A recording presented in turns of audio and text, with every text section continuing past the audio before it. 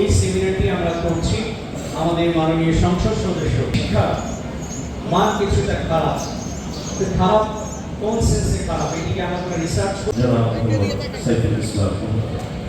এছাড়াও অভ্যন্তর অতিথিদের মাঝে সমাজ শৃঙ্খলা বাহিনী ও গোয়েন্দা সংস্থার কর্মকর্তাবৃন্দ, রূপগঞ্জ উপজেলা বর্তমান প্রেক্ষাপটে যুগোপযোগী শিক্ষা নিশ্চিত করতে হলে শিক্ষকের এ উপজেলার সুযোগ্য উপজেলা নির্বাহী অফিসার জনাব মোহাম্মদ সাইফুল ইসলাম। ধন্যবাদ। বিশেষ অতিথিকে বরণ করে নিচ্ছেন বিএনসিসি সদস্য দেশনায়ক তারেক রহমান সাহেব এই দেশকে সামনের দিকে আগানোর জন্য, শিক্ষা ব্যবস্থাকে সামনের দিকে নেওয়ার জন্য উনি অনেক চেষ্টা করছে। ওনার চেষ্টার মাধ্যমে বাংলাদেশের শিক্ষার নতুন একটি ধারা ইনশাল্লাহ আমরা দেখতে পারব। ওনার দ্বারা বাংলাদেশের আমি বলবো যেই মিনিস্টার যাদের করেছেন, আমি এহসানুল হক মিলন সাহেব ইভেন ববি আজর সাহেবের কথাটা বলি যে ওনাদের টার্গেটই আছে জিরো টলারেন্সে দুর্নীতি ছাড়া এবং শিক্ষার মান সবচাইতে উন্নত দিকে যাতে যেতে পারে এর জন্য ওরা সবচেয়ে বেশি এই দিকে নজর রাখছে। আমি আশা করি বাংলাদেশকে একটি সুন্দর জায়গায় ওনারা নিয়ে যাচ্ছে এবং শিক্ষার মান বাংলাদেশ একটি পৃথিবীর যে কোনো দেশের চেয়ে আমাদের দেশের শিক্ষা মান যাতে ওই স্ট্যান্ডার্ডে হয় এইদিকে ইনশাল্লাহ চলে যাচ্ছে। আমাদের জাতীয় শিক্ষা পলিসি আছে এনইপি 2010 2010 সালে জাতীয় শিক্ষা নীতি একটা প্রণয়ন করা হয়, ন্যাশনাল এডুকেশন পলিসি। বেশ ভালো, ওটা অনেক সুন্দর। ওখানে কিছু রাজনৈতিক কথাবার্তা আছে, বাট তাছাড়া এডুকেশন পলিসি অনেক সুন্দর।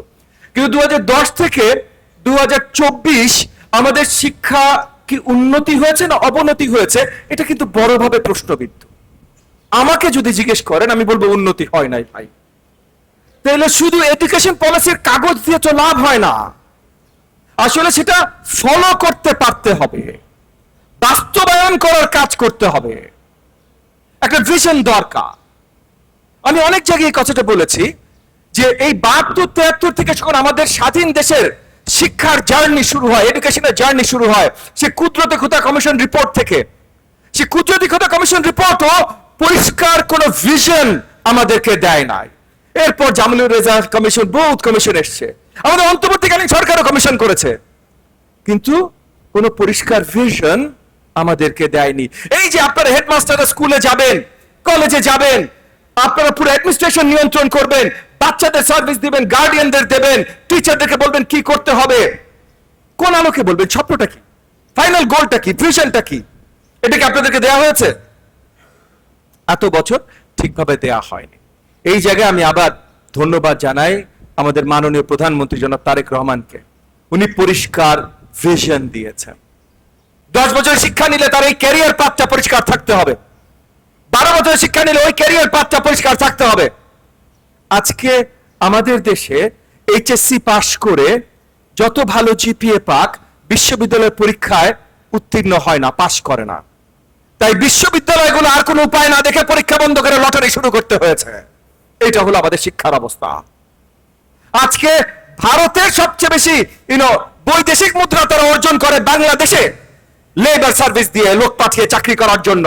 কারণ আমাদের দেশে গার্মেন্টস ফ্যাক্টরি থেকে শুরু করে বড় বড় যে জায়গাগুলো আছে সেখানে আমাদের দেশের স্কিলড ম্যান পাওয়ার নাই ওই চাকরিগুলো নেওয়ার জন্য।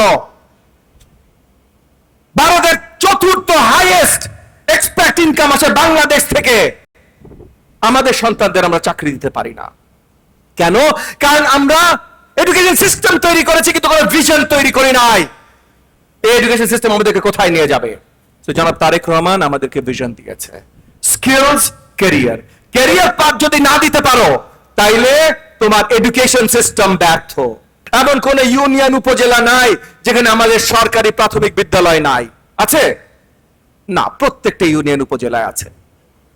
লক্ষ কোটি টাকা, হাজার হাজার কোটি টাকা আমরা খরচ করছি, ওয়াল বানাচ্ছি, বিল্ডিং বানাচ্ছি, ইনফ্রাস্ট্রাকচার বানাচ্ছি, ওয়াশ ব্যাংক বানাচ্ছি, সব বানাচ্ছি, কিন্তু তার ভেতরে শিক্ষা কতখানি হচ্ছে এটা কতখানি আমরা ইনশিওর করতে পারছি? সৃজনশীল শিক্ষা ব্যবস্থা, নরওয়েজিয়ান শিক্ষা ব্যবস্থা, ফিনল্যান্ডের শিক্ষা ব্যবস্থা এক রাতে এখানে ইমপ্লিমেন্ট করতে চেষ্টা করেছে, আমরা কোনো সুফল দেখতে পেয়েছি? পাই না। তো আমরা দেখতে চাই আপনারা যারা একদম গ্রাউন্ড লেভেলে, মানে একদম শিক্ষার্থীদের সাথে, শিক্ষকদের সাথে, স্ট্রাকচারের সাথে, গার্ডিয়ানদের সাথে ডিরেক্টলি যারা আপনারা ডিল করছেন, যাদের নেতৃত্বে আসলে স্কুলগুলো বড় হবে, তারা আসলে নেতৃত্বর দায়ভার নেন। সরকারি কর্মচারী না। হ্যাঁ, হতে পারেন ভাই সরকারি কর্মচারী, বেতন সরকার দেয়, বেতন তো আমাকেও সরকার দেয় ভাই, বেতন তো সেই হিসেবে আমাদের দীপু ভূঁইয়া সাহেবকেও সরকার দেয়, কিন্তু সরকারি কর্মচারী না। একজন জাতীয় লেভেলে, মানে দেশ জাতির জন্য নিবেদিত প্রাণ হয়ে আপনি আপনার স্কুলের নেতৃত্ব দেন। সেই নেতৃত্বর দায়ভার যখন আপনি নেবেন, সেটার দায়িত্ব যখন আপনি সঠিকভাবে নেবেন, সেটার জন্য আমাদের কাছে চাইবেন, তখন আমরা শিক্ষা ব্যবস্থাটাকে এগিয়ে নিয়ে যাব।